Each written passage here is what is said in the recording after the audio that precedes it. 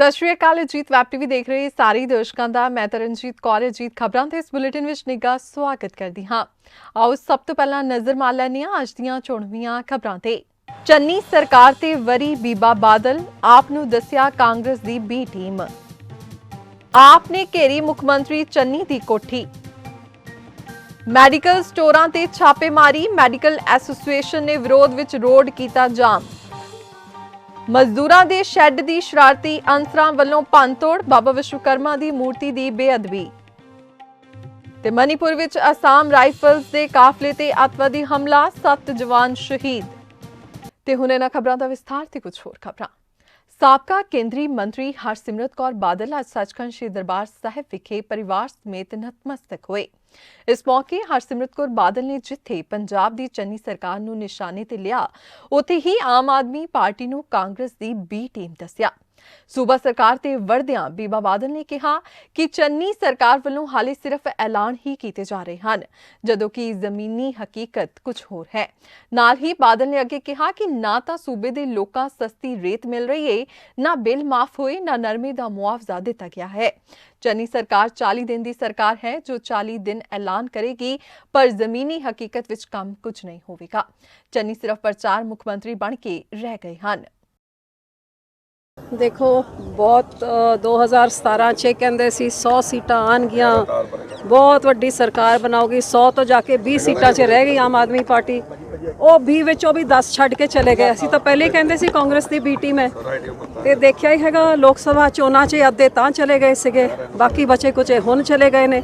ਸੋ ਕਾਂਗਰਸ ਦੀ B team ਹੈਗੀ ਜੀ। ਤੇ ਕੇਜਰੀਵਾਲ ਸਾਹਿਬ ਦਾ ਨਵਾਂ ਧੰਦਾ ਹੈਗਾ, ਜਿਹੜੇ ਸੂਬੇ ਵਿੱਚ ਚੋਣਾਂ ਹੁੰਦੀਆਂ ਨੇ ਉੱਥੇ ਜਾ ਕੇ ਫਿਰ ਕਿਵੇਂ ਟਿਕਟਾਂ ਵਿਕਦੀਆਂ ਨੇ ਤਾਂ ਆਪ ਹੀ ਆਮ ਆਦਮੀ ਵਾਲੇ ਦੱਸਦੇ ਨੇ। ਸੋ ਇੱਕ ਨਵਾਂ ਪਾਰਟੀ ਆਈ ਹੈ ਜਿਹੜਾ ਨਵਾਂ ਧੰਦਾ ਬਣਾਤਾ ਹੈ ਰਾਜਨੀਤੀ ਨੂੰ, ਤਾਂ ਮੈਨੂੰ ਪੂਰਾ ਵਿਸ਼ਵਾਸ ਹੈ ਕਿ ਪੰਜਾਬ 'ਚ ਇਹਨਾਂ ਦਾ ਚੰਗੀ ਤਰ੍ਹਾਂ ਦਾ ਸਫਾਇਆ ਹੋਊਗਾ। ਰੇਤਾ ਦੇ ਰੇਟ ਇਹਨਾਂ ਘਟਾਏ ਸੀ, ਬਟ ਅਜੇ ਵੀ ਕਈ ਜਗ੍ਹਾ ਤੋਂ ਮਹਿੰਗੀ ਮਿਲ ਰਹੀ ਹੈ ਜੀ। ਜ਼ਮੀਨੀ ਪੱਧਰ ਤੇ ਲੋਕਾਂ ਨੂੰ ਕੋਈ ਫਾਇਦਾ ਨਜ਼ਰ ਨਹੀਂ ਆ। ਜਿੰਨੇ ਵੀ ਐਲਾਨ ਚੰਨੀ ਸਾਹਿਬ ਨੇ ਕੀਤੇ ਨੇ ਉਹਨਾਂ ਦਾ ਤੁਸੀਂ ਦੱਸ ਦਿਓ ਜ਼ਮੀਨ 'ਚ ਕਿੱਥੇ ਅਸਰ ਹੋਇਆ ਹੈ। ਹਕੀਕਤ ਹੈਗੀ ਕਿ ਆਹ ਇਕੱਲੇ ਇੱਕ ਪ੍ਰਚਾਰ ਮੁੱਖ ਮੰਤਰੀ ਬਣ ਕੇ ਰਹਿ ਗਏ ਨੇ। ਜਿਸ ਦਿਨ ਇਹਨਾਂ ਨੇ ਸਹੁੰ ਚੱਕੀ, ਸਭ ਤੋਂ ਪਹਿਲੇ ਕੈਪਟਨ ਸਾਹਿਬ ਦੀ ਫੋਟੋਆਂ ਸਾਰੀ ਹੋਰਡਿੰਗਸ ਤੋਂ ਬੱਸਾਂ ਤੋਂ ਲਾ ਕੇ ਆਪ ਦੀਆਂ ਚਿਪਕਾਉਣ ਦਾ ਕੰਮ ਕੀਤਾ। ਜੇ ਓਨਾ ਹੀ ਸਮਾਂ ਜ਼ਮੀਨ 'ਚ ਜਾ ਕੇ ਲੋਕਾਂ ਦੀ ਤਕਲੀਫਾਂ ਨੂੰ ਦੂਰ ਕਰਨ ਵਾਸਤੇ, ਹੁਣ ਭਾਵੇਂ ਕਹਿੰਦੇ ਨੇ ਕਿ ਰੇਤਾ 3 ਰੁਪਏ ਹੋ ਗਿਆ, ਤੁਸੀਂ ਆਪ ਦੱਸ ਦਿਓ 3 ਰੁਪਏ 'ਚ ਚੰਨੀ ਸਾਹਿਬ ਦੱਸ ਦੇਣ ਕਿੱਥੇ ਮਿਲਦਾ। ਜਿਹੜੇ ਹੈਲੀਕਾਪਟਰਾਂ 'ਚ ਉੜਨ 'ਚ ਲੱਗ ਗਏ ਨੇ ਤੇ ਕਿੱਥੇ ਮਿਲਣਾ ਹੈਗਾ। 3 ਦੀ ਜਗ੍ਹਾ ਕਈ 12, 12.5, 13 ਕਈ ਰੁਪਏ ਦਾ ਹੋਰ ਮਿਲ ਰਿਹਾ ਹੈਗਾ। ਤੇ ਜਿਹੜਾ ਇਹ ਕਹਿ ਰਹੇ ਨੇ ਭਾਵੇਂ ਬਿਜਲੀ ਦੀ ਗੱਲ ਕਰ ਲਓ, ਭਾਵੇਂ ਬਿਜਲੀ ਬਿੱਲ ਮਾਫੀ ਦੀ ਗੱਲ ਕਰ ਲਓ, ਜਾਂ ਨਰਮੇ ਦਾ ਮੁਆਵਜ਼ਾ ਕਹਿ ਲਓ, ਜਾਂ ਇਹਨਾਂ ਦੇ 5-5 ਮਰਨੇ ਪਲਾਟਾਂ ਦਾ ਕਹਿ ਦਿਓ, ਜਾਂ ਨੌਕਰੀਆਂ ਦਾ ਕਹਿ ਦਿਓ। ਕਿਹੜੀ ਗੱਲ ਹੈਗੀ ਚੰਨੀ ਸਾਹਿਬ ਦੀ ਜਿਹੜੀ ਜ਼ਮੀਨ 'ਚ ਉਤਰ ਕੇ ਆਈ ਹੈ? ਹਕੀਕਤ ਆ ਹੈਗੀ ਕਿ 40 ਦਿਨ ਇਹਨਾਂ ਦੇ ਰਹਿ ਗਏ। 40 ਦਿਨਾਂ 'ਚ ਇਹਨਾਂ ਨੇ ਨਵੇਂ 40 ਐਲਾਨ ਕਰਨੇ ਨੇ। ਚੋਣ ਜਾਬਤਾ ਲੱਗ ਜੂਗਾ ਤਾਂ ਕਹਿਣਗੇ ਜੀ ਆ ਨਵੀਂ ਟੀਮ ਆਈ ਹੈ ਜਿਹੜੇ ਨਵੇਂ ਕੰਮ ਕਰ ਰਹੇ। ਟੀਮ ਉਹੀ ਹੈਗੀ, ਪਾਰਟੀ ਵੀ ਉਹੀ ਹੈਗੀ, ਕੰਮਕਾਜ ਵੀ ਉਹੀ ਹੈਗਾ। ਝੂਠੇ ਲਾਰੇ ਝੂਠੇ ਵਾਲੇ। ਵਿਧਾਨ ਸਭਾ ਦੀ ਕਾਰਵਾਈ ਕਿਸ ਤਰ੍ਹਾਂ ਦੇਖਦੇ ਹੋ? ਵਿਧਾਨ ਸਭਾ ਦੀ ਕਾਰਵਾਈ thank you. Aam Aadmi party ਵੱਲੋਂ ਬੇਰੁਜ਼ਗਾਰੀ ਅਤੇ ਮੰਤਰੀਆਂ ਦੇ ਪੁੱਤਾਂ ਨੂੰ ਨੌਕਰੀਆਂ ਦੇ ਵਿਰੋਧ ਵਿੱਚ ਮੁੱਖ ਮੰਤਰੀ ਚੰਨੀ ਦੀ ਕੋਠੀ ਦਾ ਘਿਰਾਓ ਕੀਤਾ ਗਿਆ। ਇਸ ਦੌਰਾਨ ਆਪ ਦੇ ਵਿਧਾਇਕਾਂ ਤੇ ਵਲੰਟੀਅਰਾਂ ਨੇ ਜੰਮ ਕੇ ਪ੍ਰਦਰਸ਼ਨ ਕੀਤਾ। ਇਸ ਦੌਰਾਨ ਚੰਡੀਗੜ੍ਹ ਪੁਲਿਸ ਨੇ ਵੱਲੋਂ ਉਹਨਾਂ ਨਾਲ ਧੱਕਾ ਮੁੱਕੀ ਵੀ ਕੀਤੀ ਗਈ, ਜਿਸ ਤੋਂ ਬਾਅਦ ਉਹਨਾਂ ਨੂੰ ਗ੍ਰਿਫਤਾਰ ਕਰਕੇ ਸੈਕਟਰ 3 ਦੇ ਥਾਣੇ ਵਿੱਚ ਲਿਜਾਇਆ ਗਿਆ। ਪ੍ਰਦਰਸ਼ਨ ਦੌਰਾਨ ਆਮ ਆਦਮੀ ਪਾਰਟੀ ਨੇ ਦੋਸ਼ ਲਾਇਆ ਕਿ ਪੰਜਾਬ ਸਰਕਾਰ ਮੰਤਰੀਆਂ ਅਤੇ ਵਿਧਾਇਕਾਂ ਦੇ ਰਿਸ਼ਤੇਦਾਰਾਂ ਨੂੰ ਨੌਕਰੀਆਂ ਦੇ ਰਹੀ ਹੈ, ਪਰ ਪੰਜਾਬ ਦਾ ਨੌਜਵਾਨ ਬੇਰੁਜ਼ਗਾਰ ਹੈ ਅਤੇ ਦਰ-ਦਰ ਦੀਆਂ ਠੋਕਰਾਂ ਖਾ ਰਿਹਾ ਹੈ। ਉਹਨਾਂ ਕਿਹਾ ਕਿ ਕਾਂਗਰਸ ਪਾਰਟੀ ਨੇ ਆਪਣੇ ਚੋਣ ਮੈਨੀਫੈਸਟੋ ਦੌਰਾਨ ਪੰਜਾਬ ਦੇ ਨੌਜਵਾਨਾਂ ਨੂੰ ਰੋਜ਼ਗਾਰ ਦੇਣ ਦਾ ਵਾਅਦਾ ਕੀਤਾ ਸੀ। ਹੁਣ ਤਾਂ ਸਰਕਾਰ ਦਾ ਕਾਰਜਕਾਲ ਵੀ ਖਤਮ ਹੋ ਰਿਹਾ ਹੈ, ਪਰ ਅਜੇ ਤੱਕ ਪੰਜਾਬ ਦੇ ਨੌਜਵਾਨਾਂ ਨੂੰ ਨੌਕਰੀਆਂ ਨਹੀਂ ਦਿੱਤੀਆਂ ਗਈਆਂ। ਪੂਰੇ 5 ਸਾਲ ਸਰਕਾਰ ਨੂੰ ਹੋਣ ਜਾ ਰਹੇ ਨੇ, ਔਰ 5 ਸਾਲਾਂ ਦੇ ਵਿੱਚ ਪੰਜਾਬ ਦੇ ਲੱਖਾਂ ਹੀ ਨੌਜਵਾਨ ਰੋਜ਼ਗਾਰ ਪ੍ਰਾਪਤੀ ਦੇ ਲਈ ਆਪਣਾ ਸੰਘਰਸ਼ ਕਰ ਰਹੇ ਨੇਗੇ। ਪੰਜਾਬ ਦੇ ਹਰੇਕ ਸ਼ਹਿਰ ਦੇ ਵਿੱਚ, ਚੰਡੀਗੜ੍ਹ ਦੇ ਹਰੇਕ ਸੈਕਟਰ ਦੇ ਵਿੱਚ ਪੰਜਾਬ ਦੇ ਨੌਜਵਾਨ ਕਾਂਗਰਸ ਪਾਰਟੀ ਦੀ ਸਰਕਾਰ ਦੇ ਖਿਲਾਫ ਲਗਾਤਾਰ ਪ੍ਰੋਟੈਸਟ ਕਰ ਰਹੇ ਨੇ। ਤੁਸੀਂ ਦੇਖੋ, ਇੱਕੋ ਬੱਚੀ, ਉਹ ਸਾਡੀ ਛੋਟੀ ਭੈਣ, ਜਿਹਦਾ 8 ਮਹੀਨੇ ਪਹਿਲਾਂ ਵਿਆਹ ਹੋਇਆ ਸੀ, ਉਹ ਸਹਾਣੇ ਦੀ ਇੱਕ ਟੈਂਕੀ ਤੇ ਚੜ੍ਹ ਕੇ ਰੋਜ਼ਗਾਰ ਪ੍ਰਾਪਤੀ ਦੀ ਮੰਗ ਕਰ ਰਹੀ ਹੈ। ਸੋ ਕਾਂਗਰਸ ਪਾਰਟੀ ਨੇ ਵਾਅਦਾ ਕੀਤਾ ਸੀ ਹਰ ਘਰ 'ਚ ਰੋਜ਼ਗਾਰ ਦੇਣ ਦਾ। जब तक रोजगार कहते नहीं दे सकांगे तब तक 2500 रुपया रोजगार पत्ता देवांगे। पर लेकिन मैं चन्नी साहब नूं मेरा चैलेंज आ, कांग्रेस पार्टी नूं चैलेंज आ, तुसीं एक भी पंजाब दे बेरोजगार नूं बेरोजगारी पत्ता नहीं दिता। पंजाब विच फर्जी जाली लिस्टां जिहड़ियां नेगीआं ਉਹ ਕਾਂਗਰਸ ਪਾਰਟੀ ਨੇ ਤਿਆਰ ਕੀਤੀਆਂ ਨੇ ਕਿ ਪੰਜਾਬ ਵਿੱਚ ਅਸੀਂ 11 ਲੱਖ 10 ਲੱਖ ਰੋਜ਼ਗਾਰ ਦਿੱਤਾ। ਸੋ ਉਸ ਰੋਜ਼ਗਾਰ ਪ੍ਰਾਪਤੀ ਦੇ ਲਈ ਆਮ ਆਦਮੀ ਪਾਰਟੀ ਵੱਲੋਂ ਅੱਜ ਸੰਕੇਤਕ ਧਰਨਾ ਐਮਐਲਏ ਸਾਹਿਬਾਨ ਵੱਲੋਂ ਚੰਨੀ ਸਾਹਿਬ ਦੇ ਅਗੇਂਸਟ ਦਿੱਤਾ ਗਿਆ। ਚੰਨੀ ਸਾਹਿਬ ਦਾ ਕਰਾਓ ਕਰਨ ਗਏ ਸੀ, ਉਹਨਾਂ ਨੇ ਫੜ ਕੇ ਚੰਡੀਗੜ੍ਹ ਦੀ ਪੁਲਿਸ ਨੇ, ਚੰਨੀ ਸਾਹਿਬ ਦੀ ਪੁਲਿਸ ਨੇ ਫੜ ਕੇ ਸਾਨੂੰ ਥਾਣੇ 'ਚ ਬੰਦ ਰੱਖਿਆ। ਸੋ ਅਸੀਂ ਅੱਜ ਇਹ ਸਾਡਾ ਸੰਕੇਤਕ ਧਰਨਾ ਸੀ, ਬਹੁਤ ਵੱਡਾ ਇੱਕ ਧਰਨਾ। ਪੰਜਾਬ ਦੇ ਨੌਜਵਾਨ, ਪੰਜਾਬ ਦਾ ਆਵਾਮ ਇਕੱਠਾ ਹੋ ਕੇ ਚੰਨੀ ਸਾਹਿਬ ਦੇ ਬੜਾ ਜਲਦੀ ਦੇਵਾਂਗੇ ਇਹਦੇ ਅਗੇਂਸਟ। ਅੱਜ ਸਾਨੂੰ ਗ੍ਰਿਫਤਾਰ ਕੀਤਾ ਗਿਆ, ਅਸੀਂ ਇਹਦੀ ਗ੍ਰਿਫਤਾਰੀ ਦੀ ਨਿੰਦਾ ਕਰਦੇ ਹਾਂ ਕਿਉਂਕਿ ਅਸੀਂ ਲੋਕਾਂ ਦੇ ਹੱਕ ਹਕੂਕ ਦੀ ਗੱਲ ਜਿਹੜੀ ਆ ਉਹ ਕਰ ਰਹੇ ਸੀ। ਪੰਜਾਬ ਵਿੱਚ ਚੰਨੀ ਸਰਕਾਰ ਆਉਣ ਤੋਂ ਬਾਅਦ ਨਸ਼ਿਆਂ ਖਿਲਾਫ ਇੱਕ ਖਾਸ ਮੁਹਿੰਮ ਵਿੱਢੀ ਗਈ ਹੈ, ਜਿਸ ਤਹਿਤ ਅੱਜ ਫਰੀਦਕੋਟ ਵਿੱਚ ਪੁਲਿਸ ਦੀ ਇੱਕ ਵਿਸ਼ੇਸ਼ ਟੀਮ ਗਠਿਤ ਕਰਕੇ ਸ਼ਹਿਰ ਦੇ ਮੈਡੀਕਲ ਸਟੋਰਾਂ ਤੇ ਛਾਪੇਮਾਰੀ ਕੀਤੀ ਗਈ ਅਤੇ ਮੈਡੀਕਲ ਸਟੋਰਾਂ ਦਾ ਰਿਕਾਰਡ ਵੀ ਚੈੱਕ ਕੀਤਾ। ਪੁਲਿਸ ਦੀ ਟੀਮ ਦੇ ਨਾਲ ਡਰੱਗ ਇੰਸਪੈਕਟਰ ਅਤੇ ਸੇਲ ਟੈਕਸ ਇੰਸਪੈਕਟਰ ਦੀ ਵੀ ਸ਼ਮੂਲੀਅਤ ਰੱਖੀ ਗਈ। ਦੂਜੇ ਪਾਸੇ ਐਨੇ ਭਾਰੀ ਪੁਲਿਸ ਬਲ ਨਾਲ ਛਾਪੇਮਾਰੀ ਕਰਨ ਨੂੰ ਲੈ ਕੇ ਦਵਾਈ ਦੀਆਂ ਦੁਕਾਨਾਂ ਦੇ ਮਾਲਕਾਂ ਵੱਲੋਂ ਵੀ ਇਤਰਾਜ਼ ਜਤਾਉਂਦੇ ਹੋਏ ਜ਼ਿਲ੍ਹੇ ਦੀਆਂ ਮੈਡੀਕਲ ਦੁਕਾਨਾਂ ਬੰਦ ਕਰ ਗੁਰੂ ਗੋਬਿੰਦ ਸਿੰਘ ਮੈਡੀਕਲ ਹਸਪਤਾਲ ਦੇ ਬਾਹਰ ਰੋਡ ਜਾਮ ਕਰ ਦਿੱਤਾ। ਪਰ ਕੁਝ ਸਮੇਂ ਬਾਅਦ ਵਿਧਾਇਕ ਫਰੀਦਕੋਟ ਅਤੇ ਐਸਐਸਪੀ ਫਰੀਦਕੋਟ ਦੇ ਭਰੋਸੇ ਉਪਰੰਤ ਧਰਨੇ ਦੀ ਸਮਾਪਤੀ ਹੋਈ। ਜਿਹੜੀ ਅੱਜ ਚੈਕਿੰਗ ਦਾ ਵਿਰੋਧ ਨਹੀਂ ਕਰਦੇ, ਚੈਕਿੰਗ ਦੇ ਸਿਸਟਮ ਦਾ ਵਿਰੋਧ ਕਰਦੇ ਵੀ ਜਿਹੜੇ 20 ਗੱਡੀਆਂ ਲੈ ਕੇ ਆ ਜਾਂਦੇ ਆ ਇਹ ਕਰਨ। ਡਰੱਗ ਇੰਸਪੈਕਟਰ ਨੂੰ ਲਿਆ, 2-3 ਬੰਦੇ 4 ਬੰਦੇ ਆ ਜਿਹੜੀ ਦੁਕਾਨ ਤੇ ਚੈਕਿੰਗ ਕਰ ਸੌਣ। ਅਸੀਂ ਐਮਐਲਏ ਸਾਹਿਬ ਨੂੰ ਮਿਲੇ ਸੀਗੇ ਤੇ ਐਸਐਸਪੀ ਸਾਹਿਬ ਨੂੰ ਮਿਲੇ ਸੀ। ਦੋਹਾਂ ਨੇ ਸਾਨੂੰ ਆਸ਼ਵਾਸਨ ਦਿੱਤਾ ਵੀ ਅੱਗੇ ਤੋਂ ਇਹ ਕਾਰਵਾਈ ਨਹੀਂ ਹੋਊਗੀ। ਜਿਹੜਾ ਹੋਇਆ ਉਹਦੇ ਲਈ ਮਤਲਬ ਕਿ ਅਸੀਂ ਕਹਿੰਦੇ ਆ ਅੱਗੇ ਤੋਂ ਇਹ ਜਿਹਾ ਕੋਈ ਕੰਮ ਨਹੀਂ ਹੋਊਗਾ। ਚੈਕਿੰਗ ਕਾਹਦੀ ਹੋਈ ਹੈ ਜੀ? ਕੌਣ ਆਇਆ ਸੀਗਾ? ਤੇ 2-3 ਡੀਐਸਪੀ ਸੀਗੇ ਜੀ, 2-3 ਐਸਐਚਓ ਸੀਗੇ। ਜੀ ਜੀਐਸਟੀ ਚੈਕਿੰਗ ਕਰਨਾ ਆਇਆ ਸੀ ਜਾਂ ਡਰੱਗ ਚੈੱਕ ਕਰਨਾ? ਕੱਲਾ ਡਰੱਗ। ਕੁਛ ਕਿਸੇ ਕੋਲੋਂ ਮਿਲਿਆ? ਕਿਸੇ ਤੋਂ ਕੁਛ ਨਹੀਂ ਮਿਲਿਆ ਜੀ। ਕਿੰਨੇ ਦੁਕਾਨਾਂ ਚੈਕਿੰਗ ਹੋਈ ਜੀ? ਦੋ ਦੁਕਾਨਾਂ ਤੇ ਹੋਈ। ਫਰੀਦਕੋਟ ਦੀ ਪੁਰਾਣੀ ਦਾਣਾ ਮੰਡੀ, ਜਿੱਥੇ ਨਿਰਮਾਣ ਮਜ਼ਦੂਰਾਂ ਦਾ ਸ਼ੈੱਡ ਬਣਿਆ ਹੋਇਆ ਹੈ ਅਤੇ ਪਿਛਲੇ 70 ਸਾਲ ਤੋਂ ਮਜ਼ਦੂਰ ਇਸ ਜਗ੍ਹਾ ਤੇ ਸਵੇਰੇ ਆ ਕੇ ਮਜ਼ਦੂਰੀ ਦਿਹਾੜੀ ਦੀ ਤਲਾਸ਼ ਵਿੱਚ ਖੜੇ ਹੁੰਦੇ ਹਨ, ਪਰ ਕੱਲ ਰਾਤ ਕੁਝ ਸ਼ਰਾਰਤੀ ਅਨਸਰਾਂ ਵੱਲੋਂ ਮਜ਼ਦੂਰਾਂ ਦੇ ਸ਼ੈੱਡ ਨੂੰ ਪੂਰੀ ਤਰ੍ਹਾਂ ਤਹਿਸ-ਨਹਿਸ ਕਰ ਦਿੱਤਾ ਗਿਆ। ਇਹੀ ਨਹੀਂ, ਉਹਨਾਂ ਦੇ ਬੈਠਣ ਨੂੰ ਲਗਾਏ ਗਏ ਬੈਂਚ ਵੀ ਭੰਨ ਦਿੱਤੇ ਗਏ ਅਤੇ ਸ਼ੈੱਡ ਵਿੱਚ ਲੱਗੀਆਂ ਧਾਰਮਿਕ ਫੋਟੋਆਂ, ਜਿਸ ਵਿੱਚ ਬਾਬਾ ਵਿਸ਼ਵਕਰਮਾ ਦੀ ਮੂਰਤੀ ਵੀ ਲੱਗੀ ਸੀ, ਉਹਨਾਂ ਦੀ ਵੀ ਬੇਅਦਬੀ ਕਰਦੇ ਹੋਏ ਹੇਠਾਂ ਸੁੱਟ ਦਿੱਤਾ ਗਿਆ। ਜਦ ਸਵੇਰੇ ਮਜ਼ਦੂਰ ਆਪਣੇ ਕੰਮ ਦੀ ਤਲਾਸ਼ ਲਈ ਇਸ ਜਗ੍ਹਾ ਤੇ ਪਹੁੰਚੇ ਤਾਂ ਉੱਥੋਂ ਦਾ ਮੰਜ਼ਰ ਦੇਖ ਕੇ ਹੈਰਾਨ ਹੋ ਗਏ। ਗੁੱਸੇ ਵਿੱਚ ਆਏ ਮਜ਼ਦੂਰਾਂ ਵੱਲੋਂ ਮੰਡੀ ਨੂੰ ਜਾਂਦੀ ਸੜਕ ਰੋਕ ਕੇ ਨਾਅਰੇਬਾਜ਼ੀ ਕੀਤੀ ਗਈ ਅਤੇ ਜਾਂਚ ਕਰ ਦੋਸ਼ੀਆਂ ਖਿਲਾਫ ਕਾਰਵਾਈ ਦੀ ਮੰਗ ਕੀਤੀ ਗਈ। ਇਹ ਸ਼ੈੱਡ ਭੰਨਿਆ ਗਿਆ ਜੀ। ਪਰਸੋਂ ਚੌਥੇ ਅਸੀਂ ਤਰਪਾਲ ਪਾਉਣ ਲੱਗੇ ਸੀ ਉੱਤੇ, ਕਾਲੀ ਤਰਪਾਲ ਵੀ ਬੈਠਣ ਵਾਸਤੇ। ਕਾਲੀ ਤਰਪਾਲ ਤੋਂ ਇਹਨਾਂ ਨੇ ਸਾਡੀ ਜਿਹੜੀ ਆ ਬੁਲਾਇਆ, ਇਹਨੂੰ ਪ੍ਰਸ਼ਾਸਨ ਦੇ ਬੰਦੇ ਆਏ, ਉਹਨਾਂ ਨੇ ਕਿਹਾ ਵੀ ਨਹੀਂ ਤਰਪਾਲ ਪਾਉਣੀ, ਤੁਸੀਂ ਬੈਠੇ ਰਹੋ, ਉੱਦਾਂ ਬੈਠੇ ਰਹੋ। ਈਓ ਨਾਲ ਵੀ ਗੱਲ ਹੋਈ ਆ, ਈਓ ਦਾ ਨੰਬਰ ਵੀ ਮੇਰੇ ਕੋਲੇ ਆ। ਈਓ ਨੂੰ ਵੀ ਕਿਹਾ, ਈਓ ਕਹਿੰਦਾ ਬੈਠਣ ਵਾਸਤੇ ਤੁਹਾਨੂੰ ਰੋਕ ਨਹੀਂ ਸਕਦੇ, ਅਸੀਂ 5-4 ਬੈਂਚ ਹੋਰ ਦੇ ਦੇਣੇ ਆ, ਬੈਠਣ ਵਾਸਤੇ ਬੈਠੋ। ਪਰ ਇਹ ਰਾਤ ਨੂੰ ਗੁੰਡਾਗਰਦੀ ਹੋਈ ਆ। ਆ ਸਾਹਮਣੇ 3 ਦੁਕਾਨਾਂ ਵਾਲੇ ਆ, ਇਹਨਾਂ ਨੇ ਬਹੁਤ ਵੱਡੀ ਆਪਣੇ ਆਪ ਨੂੰ ਸਰਮਾਏਦਾਰ ਕਹਿੰਦੇ ਆ, ਇਹ ਗੁੰਡਾਗਰਦੀ ਕਰ ਰਹੇ ਆ ਕਿ ਸਾਡਾ ਮਜ਼ਦੂਰਾਂ ਦਾ ਚੌਂਕ 70 ਸਾਲ ਤੋਂ ਆ। 70 ਸਾਲ ਤੋਂ ਅਸੀਂ ਜਦੋਂ ਜ਼ਿਲ੍ਹਾ ਬਣਿਆ, ਚੀਮਾ ਡੀਐਸਪੀ ਇੱਥੇ ਅਲਾਟਮੈਂਟ ਕੀਤੀ ਸੀ ਕਿ ਤੁਹਾਨੂੰ ਕੋਈ ਨਹੀਂ ਲਾਊਗਾ। ਅੱਜ ਅਸੀਂ ਨਿੰਦਰਪਾਲ ਨਿੰਦਾ ਜੀ ਨੂੰ ਵੀ ਕਿਹਾ ਸੀ ਪਰਸੋਂ ਵੀ ਸਾਨੂੰ ਜਿਹੜਾ ਪੱਕਾ ਛੱਡ ਬਣਾ ਕੇ ਦਿਓ ਸੜਕ ਦੇ ਉੱਪਰ, ਅਸੀਂ ਸੜਕ ਦੇ ਉੱਪਰ ਬੈਠ ਸਕਦੇ ਹਾਂ, ਕਿਉਂਕਿ ਉਹਨਾਂ ਨੇ ਵਿਸ਼ਵਾਸ ਦਵਾਇਆ ਸੀਗਾ ਵੀ ਅਸੀਂ ਥੋੜਾ ਇੰਤਜ਼ਾਮ ਕਰਦੇ ਹਾਂ। ਪਰ ਹੁਣ ਵੀ 9 ਵਜੇ ਨਿੰਦਰਪਾਲ ਨਿੰਦਾ ਜੀ ਇੱਥੇ ਆ ਰਹੇ ਆ ਕਿ ਉਹਨਾਂ ਨੇ ਕਿਹਾ ਕਿ ਤੁਹਾਨੂੰ ਅਸੀਂ ਸਾਰੀਆਂ ਸਹੂਲਤਾਂ ਦੇਣ ਲਈ ਤਿਆਰ ਆ। ਪੰਜਾਬ ਸਰਕਾਰ ਲਾਭਪਾਤਰੀ ਕਾਪੀਆਂ ਆਉਣ ਦੇ ਨਾਤੇ ਸਾਰੀਆਂ ਸਹੂਲਤਾਂ ਦਿੰਦੀ ਆ। ਇਹ ਸਾਡਾ ਗੁੰਡਾਗਰਦੀ ਹੋਈ ਆ। ਝੰਡਾ ਪੱਟਿਆ ਗਿਆ ਲੇਬਰ ਦਾ, ਜਿਹੜਾ ਰਾਸ਼ਟਰੀ ਝੰਡਾ ਲੇਬਰ ਦੇ ਵਿੱਚ। ਤੁਹਾਨੂੰ ਕਿਸ ਤਰ੍ਹਾਂ ਲੱਗਦਾ ਵੀ ਕਿਹਨੇ ਪੰਨਿਆ ਹੋਊ, ਕਿਸ ਦੀ ਸ਼ਰਾਰਤ? ਸਾਹਮਣੇ ਦੁਕਾਨਦਾਰਾਂ ਦੀ ਗੁੰਡਾਗਰਦੀ ਹੈ ਜੀ। ਇਹਨਾਂ ਨੇ ਗੁੰਡੇ ਬੁਲਾ ਕੇ ਰਾਤ ਨੂੰ ਜੇਸੀਪੀ ਬੁਲਾ ਕੇ ਇਹਨਾਂ ਨੇ ਪੱਟਿਆ। ਕੀ ਮੰਗ ਕਰਦੇ ਹੁੰਦੇ? ਮੰਗ ਕਰਦੇ ਆ ਕਿ ਸਾਰਾ ਉਵੇਂ ਬਣਾਇਆ ਜਾਵੇ, ਇੱਥੋਂ ਜਿਹੜਾ ਪੱਕਾ ਇਹਨਾਂ ਨੂੰ ਅੱਡਾ ਬਣਾ ਕੇ ਦਿੱਤਾ ਜਾਵੇ ਤੇ ਲੇਬਰ ਚੌਂਕ ਵਿੱਚ ਹੀ ਖੜਦੀ ਆ। ਜੇ 70 ਸਾਲ ਤੋਂ ਅਸੀਂ ਕਬਜ਼ਾ ਨਹੀਂ ਕੀਤਾ ਤੇ ਅੱਜ ਅਸੀਂ ਕਬਜ਼ਾ ਕਰ ਲਾਂਗੇ। ਅਸਾਮ ਰਾਈਫਲਸ ਦੀ 46ਵੀਂ ਬਟਾਲੀਅਨ ਦੇ ਕਮਾਂਡਿੰਗ ਅਫਸਰ, ਉਹਨਾਂ ਦੇ ਪਰਿਵਾਰ ਦੇ 2 ਮੈਂਬਰ ਤੇ ਨੀਮ ਫੌਜੀ ਬਲਾਂ ਦੇ 7 ਜਵਾਨ ਸ਼ਨੀਵਾਰ ਨੂੰ ਮਣੀਪੁਰ ਵਿੱਚ ਇੱਕ ਹਮਲੇ ਵਿੱਚ ਸ਼ਹੀਦ ਹੋ ਗਏ। ਜ਼ਿਕਰਯੋਗ ਹੈ ਕਿ ਕਮਾਂਡਿੰਗ ਅਧਿਕਾਰੀ ਦੀ ਪਤਨੀ ਤੇ ਬੇਟੇ ਦੀ ਵੀ ਮੌਤ ਹੋ ਗਈ ਹੈ। ਰੱਖਿਆ ਮੰਤਰੀ ਰਾਜਨਾਥ ਸਿੰਘ ਨੇ ਹਮਲੇ ਦੀ ਸਖਤ ਨਿੰਦਾ ਕਰਦਿਆਂ ਕਿਹਾ ਕਿ ਮਣੀਪੁਰ ਦੇ ਚੂਰਾਚੰਦਪੁਰ ਵਿੱਚ ਅਸਾਮ ਰਾਈਫਲਸ ਦੇ ਕਾਫਲੇ ਤੇ ਹਮਲਾ ਕਾਰਜਤਾਪੂਰਨ ਤੇ ਨਿੰਦਣਯੋਗ ਹੈ। ਇਸ ਹਮਲੇ ਵਿੱਚ ਸ਼ਾਮਲ ਦੋਸ਼ੀਆਂ ਨੂੰ ਬਖਸ਼ਿਆ ਨਹੀਂ ਜਾਵੇਗਾ। ਉਨ੍ਹਾਂ ਖਿਲਾਫ ਸਖਤ ਕਾਰਵਾਈ ਕੀਤੀ ਜਾਵੇਗੀ।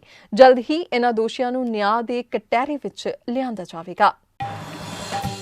ਅਕਾਲੀ ਦਲ ਨੇ ਆਪਣੇ 3 ਹੋਰ ਉਮੀਦਵਾਰਾਂ ਦਾ ਐਲਾਨ ਕੀਤਾ ਹੈ। ਇਸ ਦੀ ਜਾਣਕਾਰੀ ਅਕਾਲੀ ਦਲ ਦੇ ਬੁਲਾਰੇ ਡਾਕਟਰ ਦਲਜੀਤ ਸਿੰਘ ਚੀਮਾ ਨੇ ਆਪਣੇ ਸੋਸ਼ਲ ਮੀਡੀਆ ਤੇ ਦਿੱਤੀ ਹੈ। ਚੀਮਾ ਨੇ ਆਪਣੀ ਟਵੀਟ ਵਿੱਚ ਕਿਹਾ ਕਿ ਸ਼੍ਰੋਮਣੀ ਅਕਾਲੀ ਦਲ ਦੇ ਪ੍ਰਧਾਨ ਸੁਖਬੀਰ ਸਿੰਘ ਬਾਦਲ ਨੇ ਬਲਾਚੌਰ ਤੋਂ ਸੁਨੀਤਾ ਚੌਧਰੀ, ਪਟਿਆਲਾ ਦੇ ਹਾਤੀ ਤੋਂ ਜਸਪਾਲ ਸਿੰਘ ਬਿੱਟੂ ਚੱਠਾ ਤੇ ਸ਼ਾਹਕੋਟ ਵਿਧਾਨ ਸਭਾ ਹਲਕੇ ਤੋਂ ਨੌਜਵਾਨ ਆਗੂ ਬਚਿੱਤਰ ਸਿੰਘ ਕੁਹਾੜ ਨੂੰ ਪਾਰਟੀ ਉਮੀਦਵਾਰ ਐਲਾਨ ਦਿੱਤਾ ਹੈ। ਉੱਥੇ ਹੀ ਦੂਜੇ ਪਾਸੇ ਪਾਰਟੀ ਪ੍ਰਧਾਨ ਸੁਖਬੀਰ ਸਿੰਘ ਬਾਦਲ ਹੁਸ਼ਿਆਰਪੁਰ ਦੇ ਮੁਕੇਰੀਆਂ ਵਿਧਾਨ ਸਭਾ ਹਲਕੇ ਦੇ ਦੌਰੇ ਤੇ ਪਹੁੰਚੇ।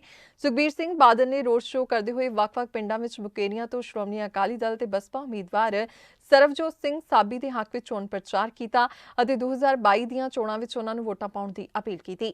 ਇਸ ਦੇ ਨਾਲ ਹੀ ਉਹਨਾਂ ਨੇ ਜੰਮ ਕੇ ਕਾਂਗਰਸ ਸਰਕਾਰ ਤੇ ਨਿਸ਼ਾਨੇ ਵਿੰਨੇ। ਅਸੀਂ ਸ਼੍ਰੋਮਣੀ ਅਕਾਲੀ ਦਲ ਇਕੱਲੀ ਪਾਰਟੀ ਹੈ, ਸ਼੍ਰੋਮਣੀ ਅਕਾਲੀ BSP, ਜਿਨ੍ਹਾਂ ਨੇ ਤਕਰੀਬਨ 117 ਤੋਂ 95 ਤੋਂ 100 ਕੈਂਡੀਡੇਟ ਅਸੀਂ ਅਨਾਉਂਸ ਕਰਤੇ। ਬਾਕੀ ਅਗਲੇ 10 ਦਿਨਾਂ 'ਚ ਹੋ ਜਾਣਗੇ। ਕੱਲੀ ਪਾਰਟੀ ਹੈ ਜਿਹੜੀ ਐਜ਼ ਅ ਟੀਮ 'ਚ ਇਲੈਕਸ਼ਨ ਲੜ ਰਹੀ ਹੈ ਔਰ ਪੰਜਾਬ ਦੀ ਜਨਤਾ ਨੂੰ ਪਤਾ ਹੈ ਕੱਲੀ ਪੰਜਾਬ ਦੀ ਪਾਰਟੀ ਹੈ ਗੱਠਜੋੜ। ਸੋ ਪੰਜਾਬੀ ਆਪਣੀ ਪਾਰਟੀ ਨੂੰ ਆਪਣੀ ਪਾਰਟੀ ਦੀ ਸਰਕਾਰ ਬਣਾਉਣਗੇ।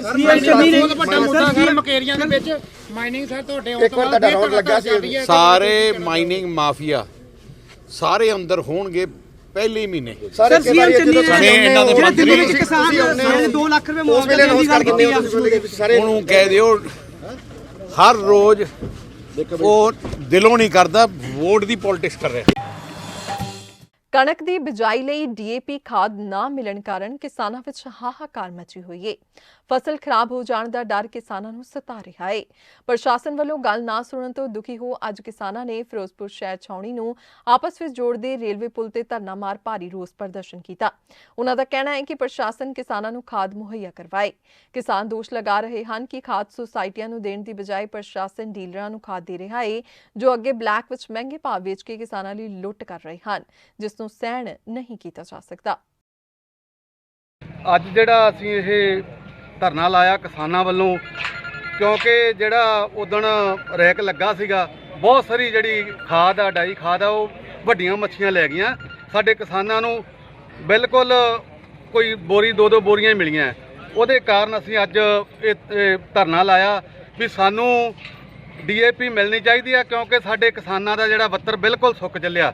ਜੇ ਅੱਜ ਜਾਂ ਸਵੇਰ ਤੱਕ ਡਾਈ ਨਾ ਮਿਲੀ ਤੇ ਕਿਸਾਨਾਂ ਦਾ ਬਹੁਤ ਜ਼ਿਆਦਾ ਨੁਕਸਾਨ ਹੋਣਾ। 1 ਮਹੀਨਾ ਜਿਹੜੀ ਕਣਕ ਹੈ ਲੇਟ ਹੋ ਜਾਣੀ ਆ। ਅਸੀਂ ਇਹ DC ਨੂੰ ਇੱਥੇ ਸੱਦਣਾ, ਅਸੀਂ ਉਹਨੂੰ ਬੇਨਤੀ ਕਰਦੇ ਹਾਂ ਹੱਥ ਜੋੜ ਕੇ ਹੁਣ ਤਾਂ, ਤੇ ਉਸ ਤੋਂ ਬਾਅਦ ਪਤਾ ਨਹੀਂ ਸਾਨੂੰ ਹੋਰ ਵੀ ਗਾਂਹ ਸਟੈਪ ਚੱਕਣਾ ਪਵੇ, ਕਿਉਂਕਿ ਆਹ ਹੀ ਦੇਣਾ ਕਿਸਾਨਾਂ ਨੂੰ ਡਾਈ ਮਿਲ ਗਈ ਤੇ ਠੀਕ ਆ, ਜੇ ਨਾ ਮਿਲੀ ਤੇ ਕਣਕ ਵਿਹਲੇ ਵਾਹਣ ਪਏ ਰਹਿ ਜਾਣੇ ਆ।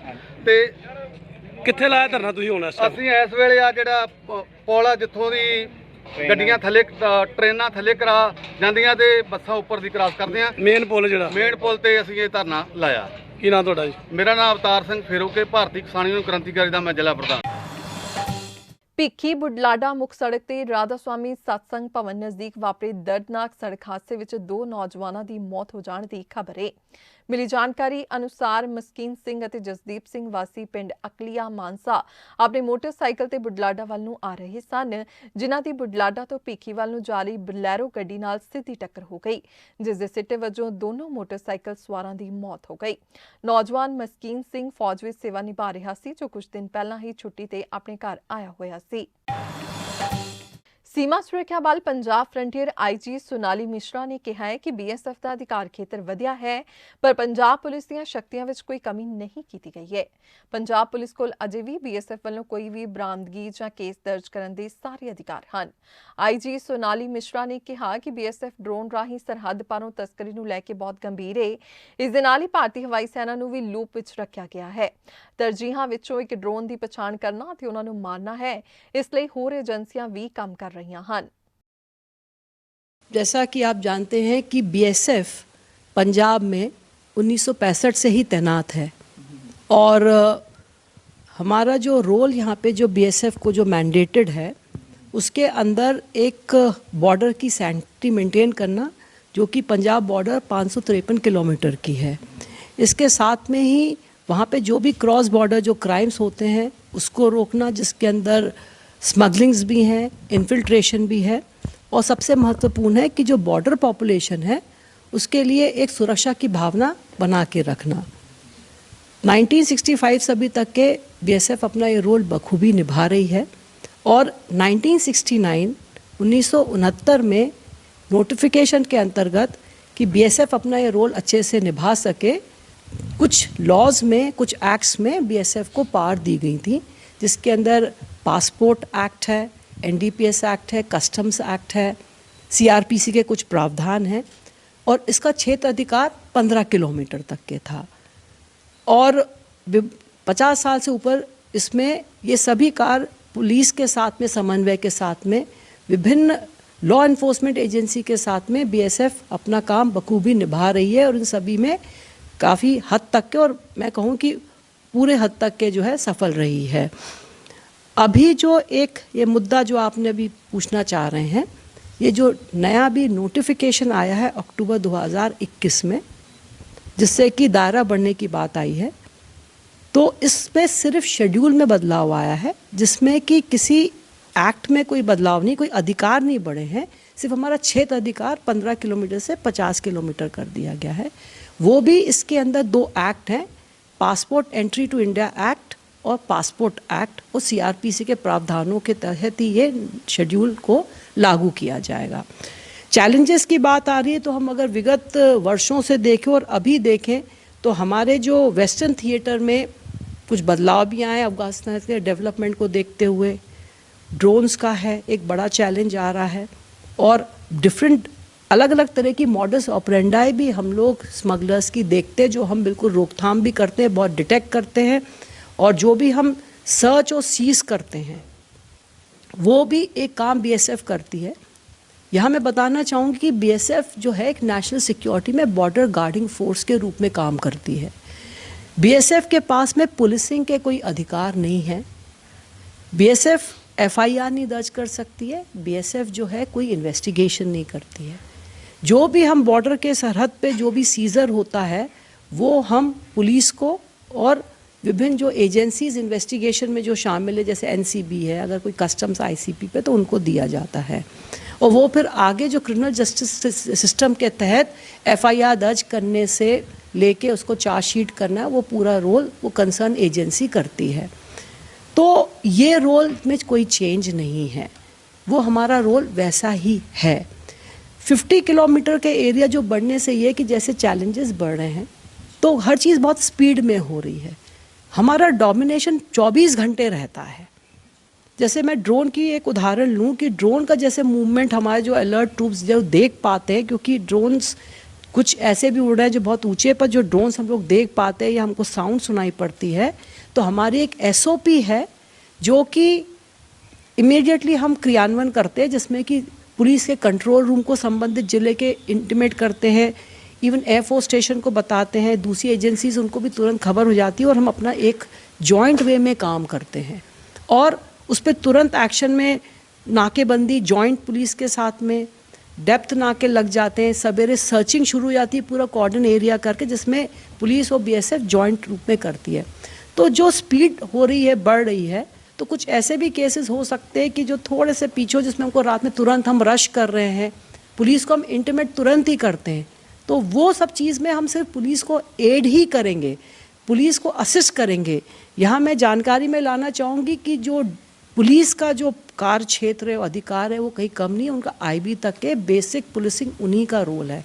बीएसएफ सिर्फ एक नेशनल सिक्योरिटी के अंतर्गत जो है वो उनको असिस्ट ही करेगी और हम लोग उनसे जो है एक बेहतर जो है क्राइम प्रिवेंशन और डिटेक्शन में रोल साथ में मिलकर अदा कर पाएंगे।